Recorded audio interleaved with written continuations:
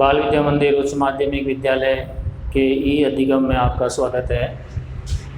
6th class विज्ञान में तंतु से वस्त्र तक, तंतु के बारे में हमने पढ़ लिया है। तंतु एक धागा होता है, वो बहुत सारे तंतुओं से मिलकर बना है। तंतु क्या है, धागे कैसे बनते हैं, ये हम पढ़ चुके हैं। आज हम पढ़ते हैं तंतु के प्रकार। तंतु के प्रकार, तंतु के प्रकार।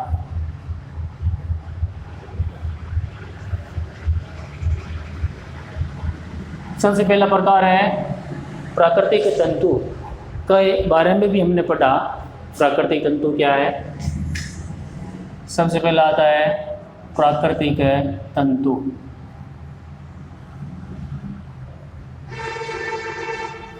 प्राकृतिक तंतु पेड़ पौधे और जंतुओं से प्राप्त होते हैं। जंतु और पेड़ पौधे प्राकृतिक है, इसलिए ये प्राकृतिक तंतु में आते हैं। पेड़ पौधों से और जंतुओं से जो हमें तंतु प्राप्त होते हैं वो प्राकृतिक तंतु है। जैसे उदाहरण रुई या ऊन, रुई, रेशम और पटसन, जिसको हम जूट कहते हैं, जूट पटसन, ये प्राकृतिक तंतु है, प्राकृतिक रेशे है। इनको जांतव रेशे भी कहते हैं, जांतव रेशे या जांतव तंतु। कुछ एक है जूट पेड़ पौधों से प्राप्त होता है, रेशम रेशम के कीट से, रुई जानवरों से, जंतुओं से प्राप्त होती है, ऊन कपास का जो पौधा होता है पेड़ पौधों से प्राप्त होती है। तो ये प्राकृतिक तंतु है, प्राकृतिक रेशे है। दूसरा आता है संश्लेषित रेशे। संश्लेषित रेशे या तंतु, इनको हम कृत्रिम तंतु भी कहते हैं। कृत्रिम तंतु या रेशे, कृत्रिम तंतु भी कहते हैं, कृत्रिम रेशे भी कहते हैं, मानव निर्मित रेशे भी कहते हैं। मानव के द्वारा बनाया गया रेशा, मानव के द्वारा बनाया गया तंतु। संश्लेषित तंतु में आते हैं nylon, nylon, polyester, acrylic, acrylic, ये संश्लेषित तंतु है। कारखानों में निर्मित, कारखानों में बनाए गए तंतु है। इनको रासायनिक प्रक्रिया के द्वारा बनाया जाता है। प्राकृतिक कृत्रिम तंतु या रेशे रासायनिक प्रक्रिया के द्वारा बनाया जाता है। रासायनिक प्रक्रिया के द्वारा बनाया जाता है।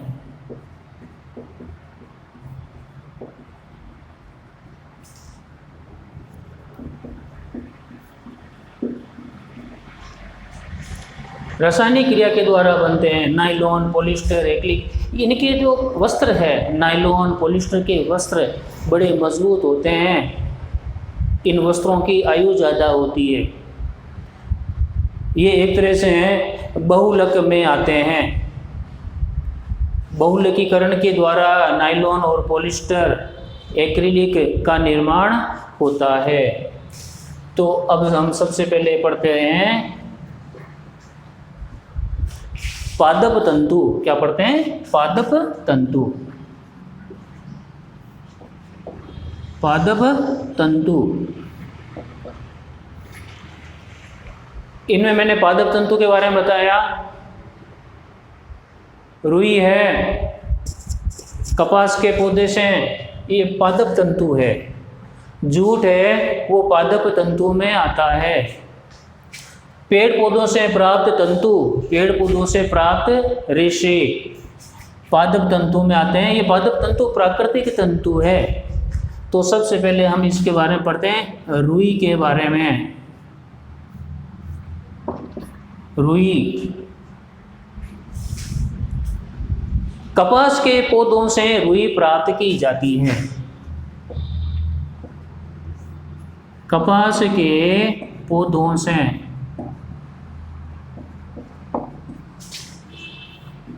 रुई प्राप्त की जाती है।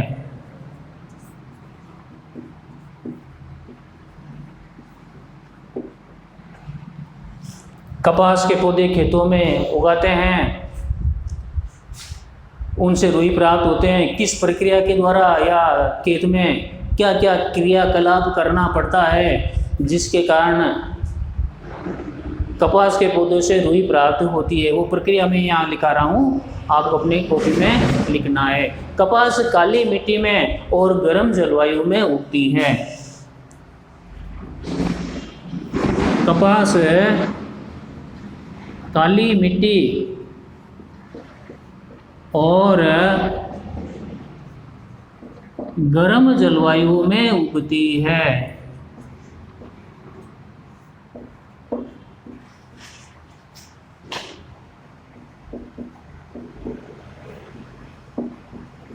उष्ण जलवायु में उगती है। कपास का पौधा काली मिट्टी में उगता है। काली मिट्टी सबसे उपयुक्त मिट्टी होती है कपास की फसल के लिए, और उष्ण जलवायु कपास के लिए अच्छी है। कपास के पौधों में, कपास के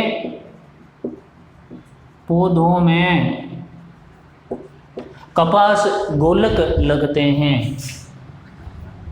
कपास गोलक, गोलक का मतलब गेंद, बहुत ही छोटी नींबू के आकार की गेंद, नींबू के आकार की। एक गोलक होता है कपास का गोल, नींबू के आकार का गोल गोलक कपास गोलक होता है। कपास के पौधों में कपास गोलक लगते हैं। कपास गोलक लगते हैं।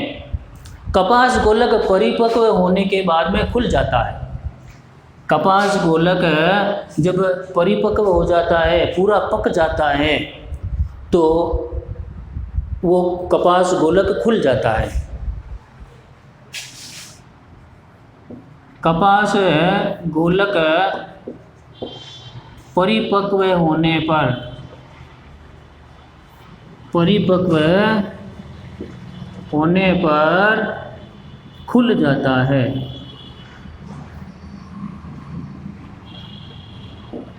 गेंद के आकार की, नींबू के आकार की गेंद, वो गोलक है कपास का, वो खुल जाता है। जब परिपक्व होता है, पक जाता है, तब खुलता है, अपरिपक्व नहीं खुलता। कपास के खेतों में सफ़ेद रोए हो जाते हैं। खेत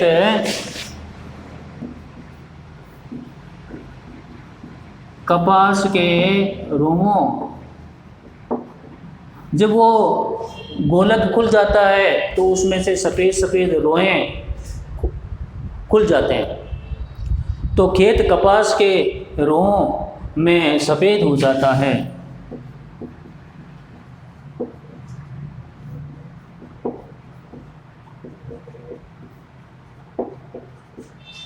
खेत वो जो नींबू के आकार का गोलक होता है खुल जाता है। खुलने के बाद उसमें से सफ़ेद आकार, सफ़ेद रोए, रोए यानी रेशे हो सकते हैं, रेशे ही, वो पूरा खेत सफ़ेद इस तरह लगता है जैसे यहाँ पर बर्फ़ गिरी हुई हो, खेतों में बर्फ़ गिरी हुई हो, वैसे सफ़ेद उसके ऊपर ऊपर रोए लग जाते हैं।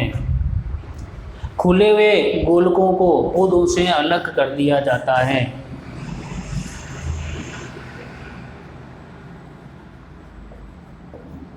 खुले हुए गोलकों को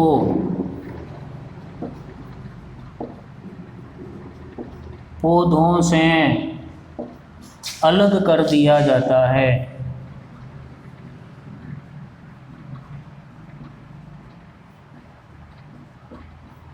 या पौधों से तोड़ लिया जाता है। जो खुले हुए गोलक है, परिपक्व गोलक है, उनको पौधों से काट कर अलग कर देते हैं। कपास के रेशों को बीजों से पृथक किया जाता है। कपास के रेशों को बीजों से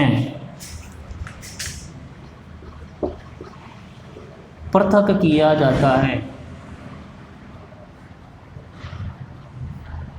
इसे कपास ओटना कहते हैं। कपास को ओटना, इसे कपास ओटना कहते हैं।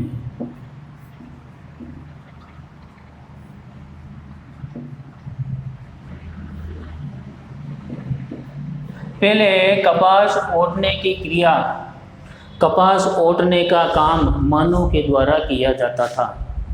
आजकल कपास ओटने के लिए मशीनों का प्रयोग करते हैं। पहले मानव के द्वारा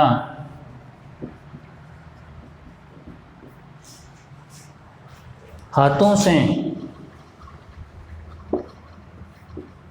कपास ओटने का काम होता था।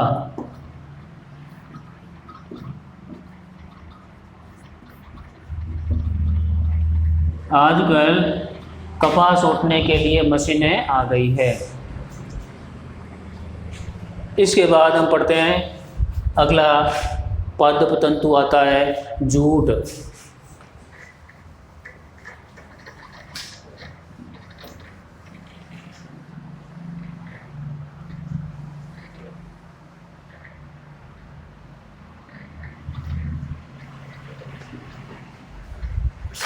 दूसरा पादप तंतु आता है जूट, जिसको हम कहते हैं पटसन। पटसन बोरियां बनती है, अनाज डालने की बोरियां, गलीचे, दरियां, थैलियां, ये जूट से बनती है। जूट का पौधा, इसको पटसन का पौधा भी कहते हैं। ये पादप तंतु है। क्या है? पादप तंतु। जो रेशे निकलते हैं इसमें से, बहुत सारे रेशों से मिलकर एक सूतली बनती है। सूतली से बोरियां बनती है। पटसन के रेशे की अलग अलग किस्म होती है।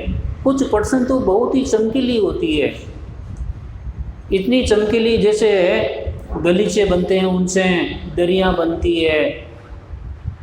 बहुत ही नरम चमकीली पटसन होती है। जो बेकार की जो पटसन होती है, कम किस्म की, कम क्वालिटी की जो पटसन होती है, उससे बोरियां बनती है। तो पटसन किस तरह तैयार की जाती है, वो तरीका मैं यहाँ बताता हूँ। पटसन तंतु को, पटसन तंतु को पटसन के तने से प्राप्त करते हैं।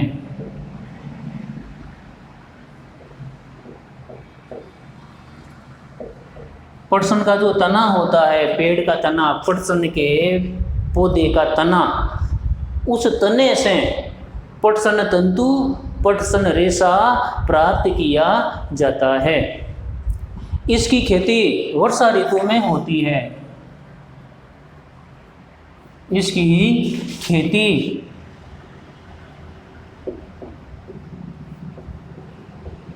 वर्षा ऋतु में होती है।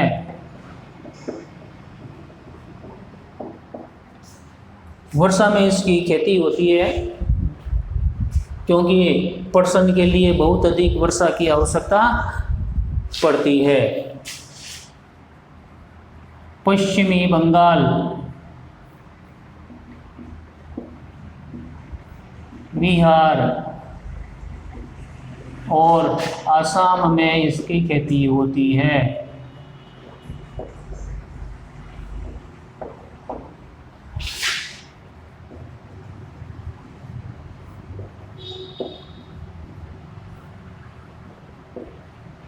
हमारे भारत के जो राज्य है पश्चिमी बंगाल, बिहार और असम में पटसन की खेती होती है।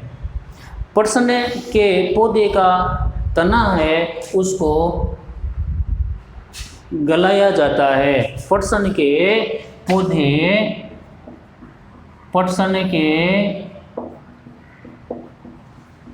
पौधे के तने को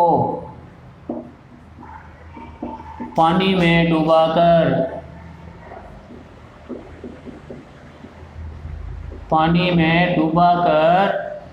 रखा जाता है।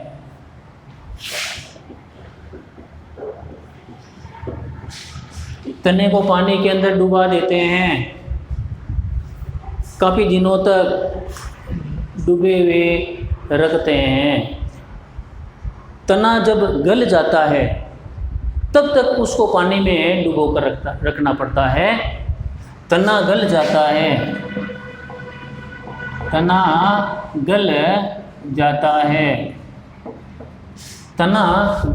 है तथा पटसन तंतु को हाथों से अलग किया जाता है तथा तने से पटसन तंतु को हाथों से अलग करते हैं।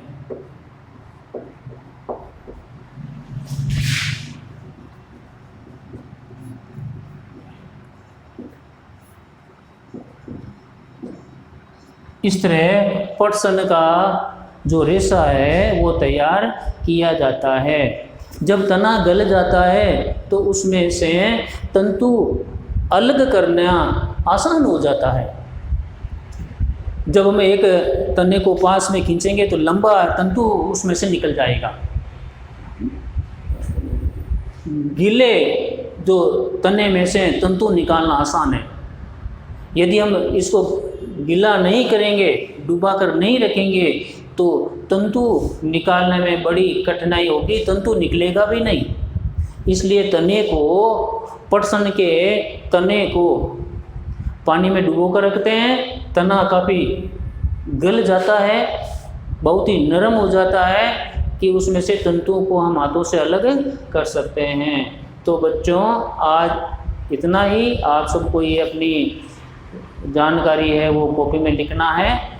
धन्यवाद।